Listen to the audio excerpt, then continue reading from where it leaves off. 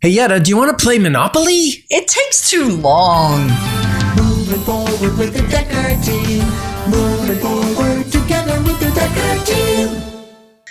We're excited to welcome you to another episode of Life's Inside Track. I'm Yetta Dekker. And I'm Ken Dekker. And we get to share techniques, thoughts, tips, and tools that we all need. We all deserve. You, I, everyone. So we can turn our house into home, our families thrive, and we live the best life possible.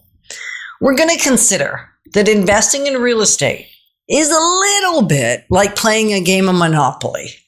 Yes, we are. Exactly. And the great news is you got your entire life to play the game. It's not just an evening. All the pieces go back in the box, though, when you die.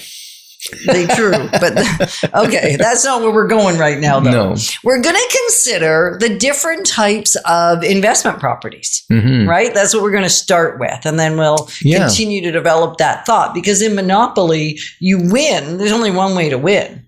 Yeah. That's by owning property. Yeah. You own property. And so then you collect rent. Exactly. And so if you already own your own personal residence, that's fantastic. And that's really the beginning of being able to have an investment mindset, like how to care for it, how to navigate the payments, all of that. And then we're talking about that second property. Right. And so do you do passive investing? You could. You could. So do you want to unpack that first or go through the types Let's go first? through the three types. Okay. So there's passive, and then there's short-term rentals, and then there's a longer-term rental. Yeah. And the reason we don't talk about flipping, because some people go, well, that's short-term real estate owning. Flipping's about earning an income, Right. not about building wealth. Right. And the tactics we're talking about are for building wealth, long-term wealth. And so flipping can work well. And it is a completely different conversation than keeping real estate and owning it for the long haul. So it's a tactic for a different show. We have done some episodes on flipping. So if that interests you, you can go find those episodes. And we'll probably do some in the future too. Because there's a lot of sensationalizing around flipping. And if you can do it well, you can do well. Yeah. The problem is flipping houses, they're heavy. And last time I tried to do one, I hurt my back. You know this joke. Yes. But the point is, each house that we've attempted to flip, we've broken even or lost a little bit of money. Right. So, and a lot of labor we're not your went best, obviously, to tell you which one. But if you have a strategy, we know lots of people, and we have a few clients that do it very successfully. Yeah. And we know what not to do. Right. Because we bought our house to help somebody out. Right. And then we thought, well, we can adjust it and flip it. We didn't buy it for the purpose of flipping. And so that's so back to always having your purpose clear, your motivation in line. So the very first one that we talked about, that's passive. So passive, we're going to unpack that a little more in a little later on in the show. But passive just means you don't have an active role in it other than supplying money. Right. You don't have control of the property. You don't have as much work or energy you have to put into it.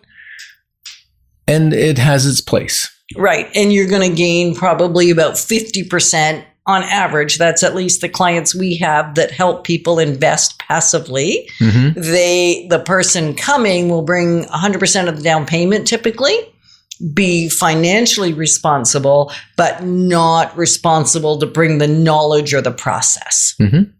Yep. And so there's a sharing of profits. Yeah. And so in this segment, what we'd like to talk about is the short-term versus long-term rentals. And again, it's not short-term owning it. They're all long-term owning it. It's just, does the tenant or the person staying in it come for a short time or a long time? And they're governed differently because one's under the Hoteling Act, where you're like, you're probably familiar with Airbnb or vacation rentals by owner, or even Expedia. You can get that type of rental from people, where people come and they stay for a few days to a few weeks to maybe a month or two. Right. And then there's the longer term rental, which typically will be a year or longer. Mm-hmm. Right. Sometimes people will consider a long-term rental 6 months, but really it's a year or longer that we would say is long-term renting. Right. And then you're governed by the Landlord Tenant Act if you're into a long-term as opposed to the Hotel Act. And that can be a pro and a con. Right. But it typically it's a con for a lot of people because it prevents them from removing a tenant easily. And it prevents them from raising the rent quickly if the market shifts. You can't just raise someone's rent by $200-$300 a month. But in the Airbnb, if the market demands it and people are willing to pay it, you can raise the per night rate to whatever you want as long as people are willing to pay it. Right. So the pro for the short-term rental is that you get a lot more money per night, generally speaking. Yep. You're going to earn a lot more in a very short period of time. Right. The downside is maybe you're going to have a lot of vacancies. So it may not turn out that you actually earn any more money. So when you're considering a property for a short-term rental, if that's your purpose, you want to really think about, is it in the right location to really allow for you to get a lot of occupancy in a short-term rental? There's also a lot of legislation in terms of, will your city allow it? Will the type of property you own, like a lot of condominium properties, you can't do shorter-term rentals. Yeah. So you gotta, when you're looking for that property, that's some of the research you want your realtor to do for you, and you want to verify it, is to make sure that short-term rentals are allowed on that property in the zoning, or, you know, in the city of Ottawa, they require a licensing if you want to do short-term rentals. Right. And are you willing to do what it takes to get that licensing if you want to do a short-term rental? So and they don't even want you to have it needs to be your principal residence that you're doing a short-term rental on, not you're buying a property specifically to do short-term rentals on that property. Right. So when you're buying the property, you really want to have in mind, what is the purpose of this rental situation? Another con of the short-term rentals is insurance is tougher to get and might be significantly more expensive than a rental insurance for a long-term tenant. Right. And what would you say some of the pros are for the short-term rental? Well, again, it's that higher rate. There's more to do. Like, it's another negative, really, is you need to have good reviews. So you got to look after that. You've got to have somebody that cleans it and maintains it regularly. So there's a lot more hands-on. And then there's wear and tear on your furniture because you have to have it, furnished and full of dishes and sheets and towels and all of that, right? Right. It's a whole nother...